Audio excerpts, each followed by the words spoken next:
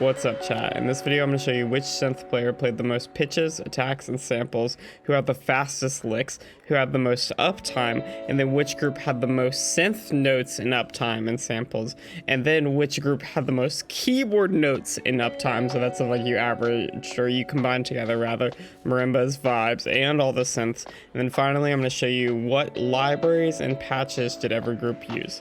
Let's get into it. Before I resort this table and show you who's won, let's take a second to watch myself labor away, entering in notes, and let's talk a little bit about the methodology. Here you can see me counting the number of pitches, attacks, and samples per measure per synth player from the music itself. There's a limitation in the case that the music changed, or if samples were not included in the music, such as United. I don't have data on any of their samples. But for most ensembles, we get a pretty clear picture on what samples and what patches they used for the show. Here we have the groups sorted in competitive order. We can resort by number of pitches played to find out that Connexus won, playing the most pitches, followed closely by Rhythm X. Next, we can sort by attacks to see that RCC had the most attacks, followed by Connexus. Remember the trend with keyboards where the same thing showed up? Next, we can sort by samples, seeing that Mystique by far plays the most samples in WGI for one synth player, playing 428 for just their synth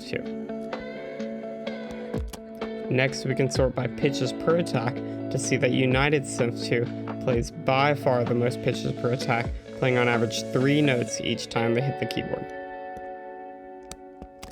Next, we can sort by average pitches per second, seeing Rhythm X playing on average the most whenever they're playing. As well, median pitches per second, we know averages are prone to skew, so really Mystique beats Rhythm X. And finally, we see that Mystique also wins the max pitches per second. Next, let's look at hand speed, expressed as if it was a 16th note hand speed at a particular BPM, aggregated per measure. Remember, our data input is per measure, so all of our statistics can only be at the granularity of a measure. Here we have the groups ranked in competitive order. Next, let's look at the average hand speed per synth player. We see RCC winning. Take a look at the others. Next, let's look at median. Matrix on top now.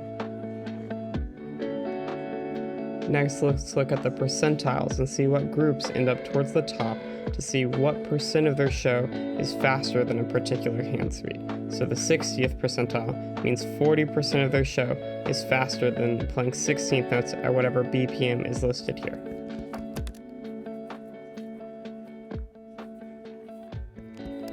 Here's the 70th percentile. And the 80th percentile. Next, the 90th percentile. For example, 10% of RCC's licks are faster than 110 BPM 16th notes. And finally, the max percentile. This is the fastest lick played by each of these synth players. Here we see a big disparity across the lines, and we can see the synths are almost in order, with all 3 synth 3s being at the bottom of the list. Next, let's check out utilization. And if I seem a little bit tired, it's because I've been at this for over 12 hours now, and it's about to be 2 a.m. So hit the like button, leave a comment, let me know you appreciate this kind of content. Here we have the groups once again ranked in competitive order, and we can resort by utilization to figure out which synth player is the most useful, finding Pulse's synth 1 on top, and Pulse's synth 2 also making it in the top 5. Take a look at the rest.